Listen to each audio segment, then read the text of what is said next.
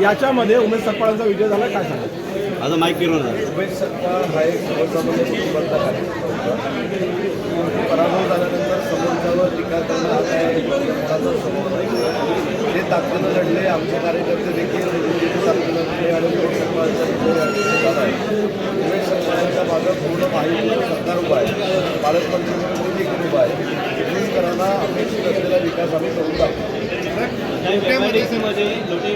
पहिली गोष्ट मी तुम्हाला सांगतो की याच्याबद्दलची माझी भूमिका सोशल मीडियावर सगळं व्हायरल व्हायच्या अगोदर सांगितलं. सोशल मीडियावर मी स्पष्ट असं सांगितलं होतं, फ्रीफास्टच्या निमित्तानं ज्या ज्या काही प्रिकॉशन्स घेतल्या आहेत का घेतल्या नाहीत का याची पडताळणी करण्यासाठी 4 ऑक्टोबरला त्यांना FDCBनं नोटीस दिलेली आहे. त्या नोटीसचं उत्तर आल्यानंतर त्या कुठच्याही पदार्थाकडनं माझ्या कुटुंबाच्या निसर्गाची हानी होणार असेल किंवा जीवनमानावर परिणाम होणार असेल तर त्या पदार्थावर आम्ही बॅन करू, हे ऑलरेडी 15 दिवसापूर्वी सांगितलेलं होतं. आजही ती भूमिका उद्योगमंत्री म्हणून आणि विशेषतः पालकमंत्री म्हणून त्या भूमिकेवर मी ठाम आहे. आपल्याला विचारलं जाते की कधी मिळेल म्हणून हे वरिष्ठ नेते ज्या वेळेला निर्णय घेतील त्यावेळेला आमची तयारी आहे. चला सर. नगर परीक्षेवर फडकवलेलं आहे. आजपर्यंत साहेब एवढं मोठं यश चिपळूणमध्ये कधीही शिवसेना हे भारतीय जनता पक्षाला मिळालेलं नव्हतं.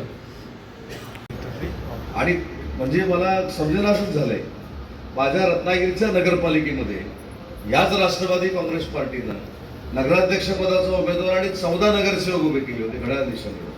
राहुलजी बरोबर आहे की नाही? रिझल्ट काय लागला? 14-0.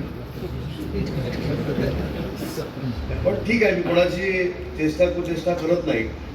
पण ज्यांनी रत्नागिरी नगरपालिकेमध्ये नगरसेवक पदासाठी AB फॉर्म दिले, नगराध्यक्ष पदाचा AB फॉर्म दिला, त्यांनी चिपळूणमध्ये आम्ही फसवलं म्हणून सांगणं म्हणजे हे किती खोटारडेपणाचं लक्षण आहे हे तुम्ही सगळ्यांनी ओळखलं पाहिजे. आणि कुठेही आपण टीका टिप्पणी केली नाही. ना प्रशांत यादवनी केली, ना सदानंद चव्हाण साहेबांनी केली, ना उमेश सकपाळांनी केली, ना गुहागरच्या आपल्या पदाधिकाऱ्यांनी केली.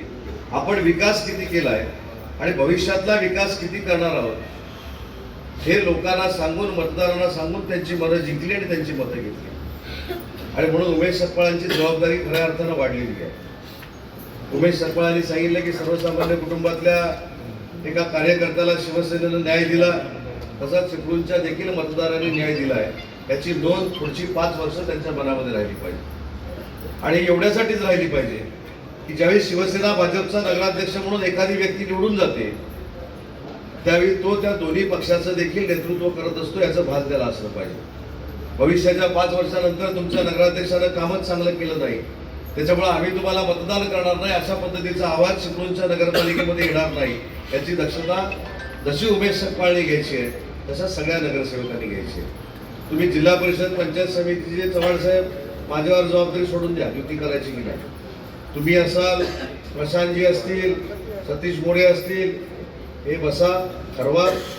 आपण हाच पॅटर्न जिल्हा परिषद पंचायत समितीमध्ये आणि आपण कुठे सांगितलंय, मला आता येत असताना कोणीतरी सांगितलं की समोरच्यानी सांगितलं की आम्हाला युती द्यायचं नाही. आमचं कुठं निमंत्रण यावं? आम्ही महायुती जपण्याचा प्रयत्न करतो, आम्ही महायुती वाढावा असा प्रयत्न करतो.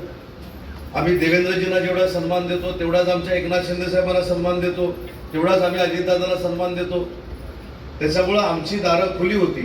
स्वतःहून जर बंद कोणी केली असती तर आता उघडण्याचा प्रयत्न मात्र कोणी करू नका. ही दोन्ही जिल्हा प्रमुखांना देखील मागणी आहे. त्यांना जर आपल्यासोबत यायचं नाही तर आपण त्यांच्याबरोबर कशाला जायचं?